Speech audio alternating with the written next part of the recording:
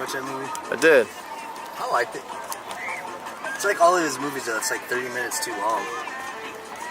Like, wrap it up, Quentin.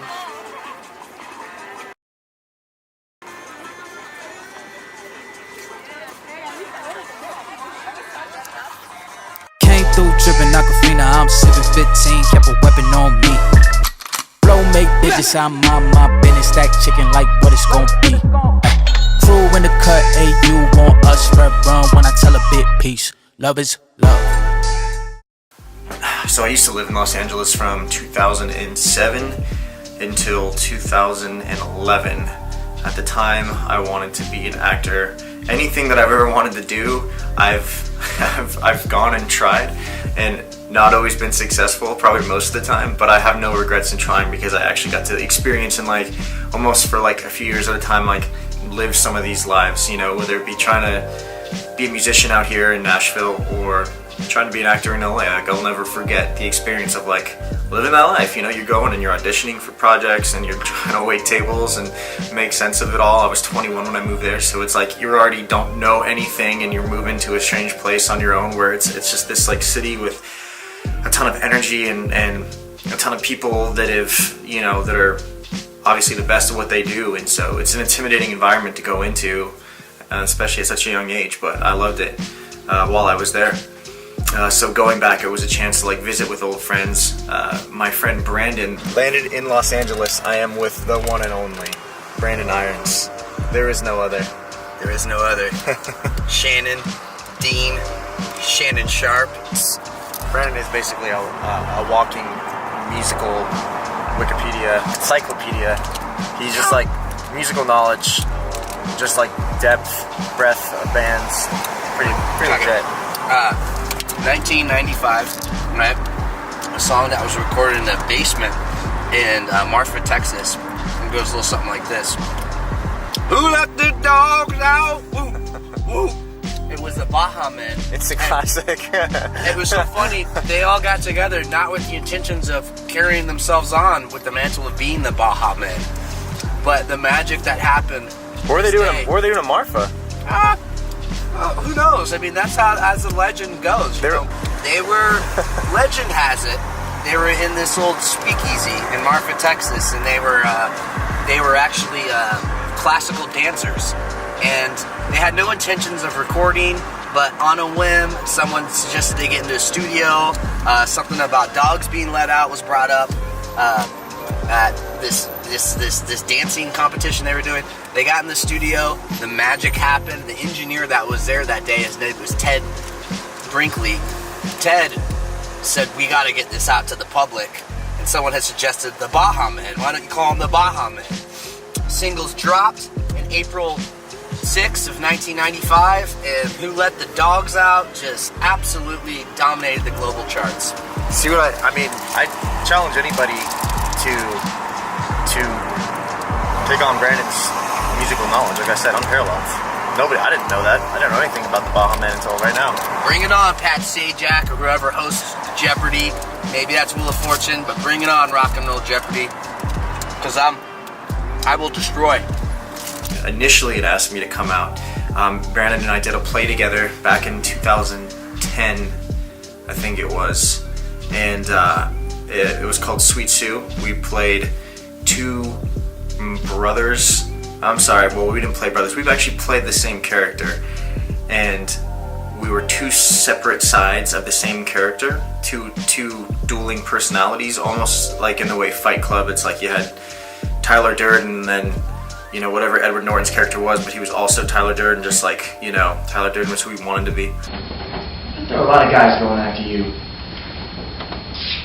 Oh, no, Come on, I'm always hearing your phone ring. Oh, mainly business.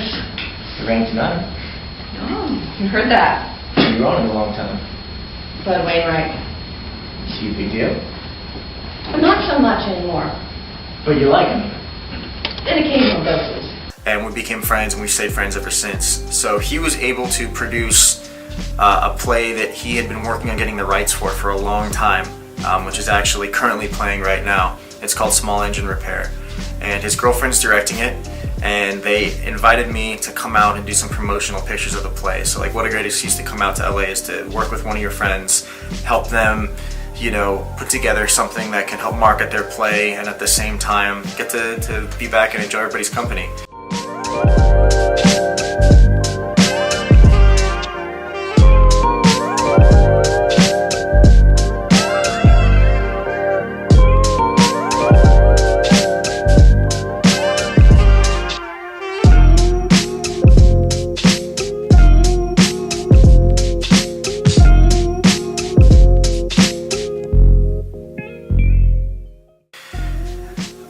While you're there, of course, you gotta like go and eat some great food and like take in the sights. It's a weird feeling to drive down the streets, you know, that you've been gone for from 10 years at least, and kind of get the same feeling you had when you lived there at one time. I mean, you know, when you're a kid, it's exciting, and kind of the whole world's in front of you, and it still is, obviously, to some degree, but just that exciting feeling like anything is possible.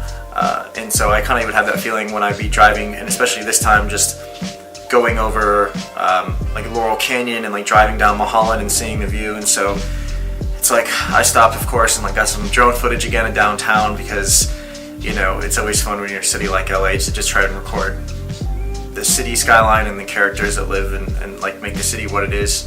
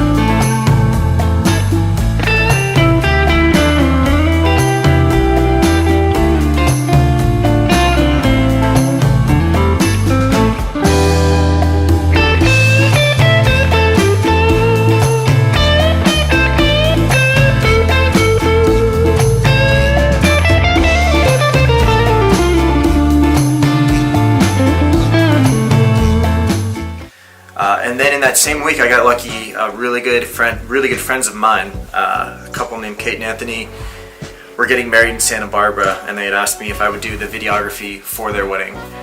So starting the beginning of the week in LA, and then getting to spend half of the week in Santa Barbara, which is beautiful, especially in January when everybody else in the country is like in negative 20-degree weather. You get to be in Santa Barbara where it's like in the 50s or 60s out, like t-shirt weather during the day, you know. So they got married at the public courthouse, which this beautiful old mission. You have like just incredible views from the tower itself, and then the backdrop of Santa Barbara, like the beaches, the culture, everything about it is always amazing.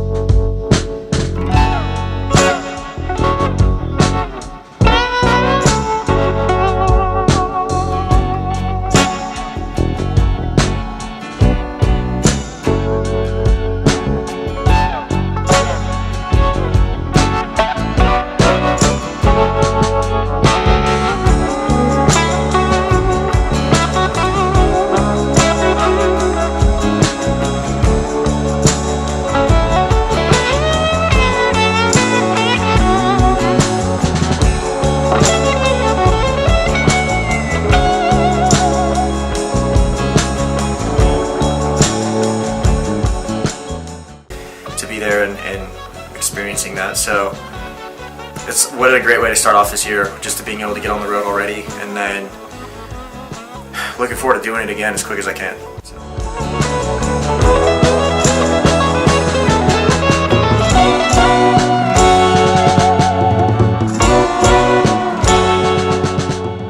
Great building. Wait, hold on. Wait, start over. Tell me again. What were we looking at? Well, I was just saying they actually shot Godfather 2, the opening scene. We passed it. It was a Thai restaurant. They shot most of the opening scene of Godfather 2 and the whole end scene, the boat dock scene.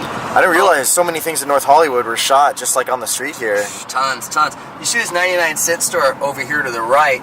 That was where they shot all of the courtroom scenes for the film Philadelphia. Ted Bundy, 93. Yeah. That's there, right there, huh? Yeah, right there. Actually, inside, you probably can't see it, but like inside, kind of in the back where they stock a lot of the stuff. We're about to go up here. There's a McDonald's over here on the left. We're about up a few clicks before we approach, but they filmed a lot of Turner and Hooch there. Turner and Hooch? Yeah, most of it. The majority of Turner and Hooch was filmed at this McDonald's we're about to pass. We're discussing just, there's like a lot of old movies that we talk about, we like and everything. We're just talking about Brando, and I'm not a Brando expert. I haven't seen a lot of his movies. I've seen some, and I probably know just as much as anybody else out there. But like highly entertained by Brando's voice, because when Brando speaks, it's like, this is kind of nasally quality, and he's kind of like, he does it better. Oh, no. Your Honor, as soon as I leave this courthouse, I'm going to get in my car and I'm never going to come back. It's like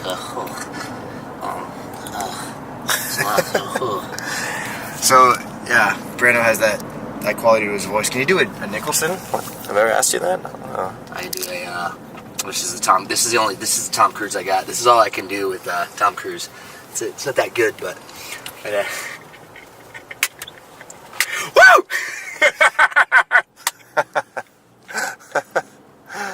Oh, was that like the Oprah couch jump moment? Yeah, that's all I got. That was a really good Tom Cruise. I can do a good John C. Reilly. Oh yeah, okay. I've been working on that. Let me see. Well, I mean, this kind of thing is I just born and raised Chicago, just kind of been acting, just kind of just out there doing it, and regardless of what people say, acting is one of those things where you just get these moments and these opportunities that they present themselves, and I just love the feeling of going out and clowning around, just doing my thing. That's all I got for that. That's awesome. That's all I got.